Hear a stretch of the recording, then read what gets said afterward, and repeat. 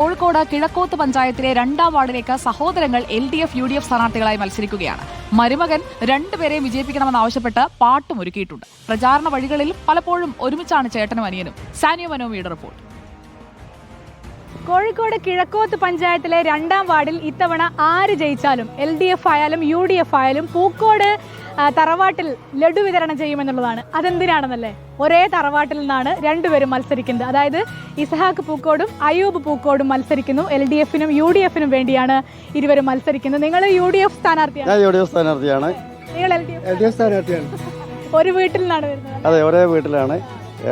നമ്മൾ രാഷ്ട്രീയമായിട്ട് രണ്ടെന്നേ ഉള്ളൂ. പക്ഷേ കുടുംബപരമായിട്ട് യാതൊരു പ്രശ്നമില്ല. ഈ പാർട്ടിക്ക് വേണ്ടിയാണ് ഞങ്ങൾ ഓരോരോ അനിയൻ്റെ പാർട്ടി അനിയനെ നിൽക്കാൻ പറഞ്ഞ് നിർബന്ധിച്ചു, എൻ്റെ പാർട്ടി എന്നോട് നിൽക്കാൻ വേണ്ടി നിർബന്ധിച്ചു. രണ്ടുകൂട്ടോട് ഞങ്ങൾ പറഞ്ഞൊരു കാര്യമുണ്ട്, രാഷ്ട്രീയം അവിടെ തീരും, ബാക്കിയുള്ള കാര്യങ്ങൾ അങ്ങനെ പോകുന്നില്ല. ഞങ്ങൾ ഉദ്ദേശിക്കുന്നത് ഒരു മാതൃകയായിട്ടുള്ള തെരഞ്ഞെടുപ്പ് ആകണം ഇത് എന്ന കൂടിയാണ്.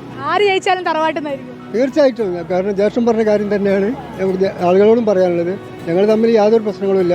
രണ്ടുപേരും രണ്ട് രാഷ്ട്രീയ പാർട്ടി ആയതുകൊണ്ട് ഞങ്ങളിങ്ങനെ മത്സരിക്കേണ്ടി വന്നു. അപ്പോൾ അത് കഴിഞ്ഞ് കഴിഞ്ഞാൽ ഞങ്ങൾക്ക് യാതൊരു പ്രശ്നങ്ങളും അതിൻ്റെ മുകളിലില്ല. ഉമ്മ ഭയങ്കര സന്തോഷത്തിലായിരിക്കും. തീർച്ചയായിട്ടും. ഞങ്ങളുടെ ഉമ്മാൻ്റെ മറുപടി എന്ന് പറഞ്ഞാൽ വീട്ടിൽ നിന്നൊരു മെമ്പർ ഉണ്ടല്ലോ എന്നുള്ള സന്തോഷത്തിലാണ് ഉമ്മ.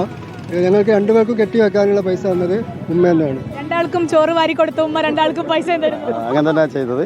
വീട്ടിലുള്ള പൈസ രണ്ടാളെയോട് കൈ പിടിച്ച് ഇങ്ങനെ തന്നതാണ്. എല്ലാ കാര്യങ്ങളും ഞങ്ങൾ ഒന്നിച്ചാണ് ചെയ്യാറുള്ളത്. പൊതുരംഗത്തും അങ്ങനെ തന്നെയാണ്, യാതൊരു വ്യത്യാസവും കാണിക്കാറില്ല. ജ്യേഷ്ഠനാണെങ്കിൽ ഒരുപാട് പാലിയേറ്റീവ് പോലത്തെ അത്താണി പോലത്തെ നരിക്കുനിയുള്ള ഒരുപാട് കാര്യങ്ങൾ സജീവമായിട്ട് പ്രവർത്തിക്കുന്ന ആളാണ്. അപ്പോൾ ഞാനും വലിയ മോശമല്ല. ഞാൻ സർവീസിലായതുകൊണ്ട് കുറച്ച് കാലം പിന്നെ വേണ്ട രീതിയിൽ ജനങ്ങളിലേക്ക് ഇറങ്ങാൻ പറ്റില്ല. അപ്പോൾ ഞങ്ങൾ അവരോടും പറയുന്നത് ഞങ്ങൾ രണ്ടാളും മത്സരിക്കുന്നുണ്ട്, നിങ്ങൾ ഉചിതമായിട്ടുള്ള തീരുമാനം നിങ്ങൾ എടുക്കുന്നത് ഞങ്ങൾ പറയുന്നത്. അപ്പൊ നിങ്ങളെ മരുമകൻ ഒരു പാട്ട് എഴുതി അല്ലേ? മരുമകനാണോ ഇത്? എന്റെ പേരെന്താ? അതായത് ജയ്സൽ ഒരു പാട്ട് എഴുതിയിട്ടുണ്ട്, എന്റെ മാമന്മാരെ വിജയിപ്പിക്കണേന്നാണ്. ഏതാ ജയ്സലിന്റെ പാർട്ടി എന്ന് ചോദിക്കുന്നില്ല, ഏത് മാമന്റെ കൂടെ നിൽക്കും? അങ്ങനെ പറഞ്ഞാൽ ഇപ്പോൾ രണ്ടാളും നമുക്ക് വേണ്ടപ്പെട്ട, അതുകൊണ്ടാണ് ആ ഒരു പാട്ട് എഴുതാൻ കാരണം. വെച്ചാൽ പലരും എന്നോട് ചോദിച്ച് എന്താ ഇവർ തമ്മിൽ വല്ല പ്രശ്നങ്ങളും കണ്ടോന്ന്. അപ്പം ഞാൻ പറഞ്ഞ് പ്രശ്നം അത് പാട്ടിലൂടെ ഒരു മറുപടി കൊടുത്താണ്. അപ്പം മരുമകൻ രണ്ടുപേർക്ക് വേണ്ടി പാട്ട് എഴുതുന്നു. ഇതാ വോട്ട്. അത് രണ്ട് സ്ഥാനാർത്ഥികളും ഭയങ്കര ഐക്യത്തിലാണ്.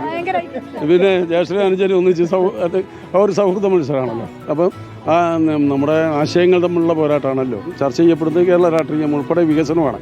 അപ്പോൾ വികസനത്തിന് നേതൃത്വം നൽകിയ പിന്നെ ഒരു മുന്നണിയുടെ വക്താവാണ് ഇദ്ദേഹം. മറ്റൊരു വികസനത്തിന് വളരെയധികം പ്രാധാന്യം നൽകിയ ഒരു ആളുടെ മുന്നണിയുടെ ആളാണ് ഞാൻ. അപ്പൊ ഞങ്ങൾ അങ്ങനെ തന്നെയാണ് മത്സരിക്കുന്നത്. ഞങ്ങൾ ഇത് കാണുമ്പോൾ ഭയങ്കര സന്തോഷം. രണ്ടാളും കൈയാണ്. ഞാൻ കൈവിടില്ല എന്നുള്ളതാണ് ഞാൻ സന്ദേശം. കൈവിടില്ല. വലിയ ഐക്യത്തിന്റെ ഒരു സന്ദേശമാണ് നമുക്ക് കിഴക്കോത്ത് പഞ്ചായത്തിൽ നിന്ന് കാണാനാവുന്നത്. ഏട്ടനും അനുജനും മത്സരിക്കുമ്പോൾ അവർക്ക് വേണ്ടി പാട്ടെഴുതാൻ മരുമകൻ വരുന്നു.